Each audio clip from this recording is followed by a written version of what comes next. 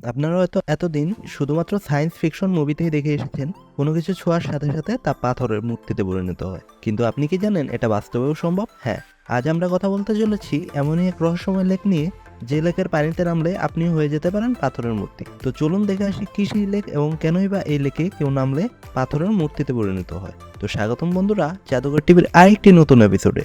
দূর থেকে দেখে আপনার মনে হতেই পারে এগুলো কোনো পাথরের ভাস্কর্য বা কেউ সারি সারি পাথরের মূর্তি বানিয়ে রেখেছে, কিন্তু এটি একটি লেক। লেকটির নাম নেট্রন। লেকটি আফ্রিকায় অবস্থিত। লেকটির দৈর্ঘ্য 57 কিলোমিটার এবং প্রস্থ 22 কিলোমিটার। লেকটির আশেপাশে কয়েক মাইল পর্যন্ত কোনো বাড়িঘর নেই।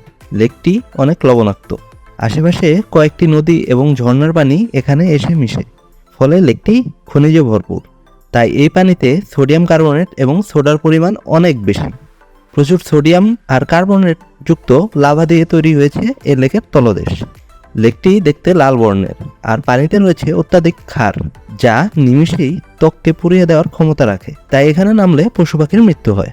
আর এর তাপমাত্রা সবসময় 60 ডিগ্রি সেলসিয়াসের উপরে থাকে, তাই পানি ভাসীভূত হতে থাকে আর নিচে শুধু পড়ে থাকে লাভা।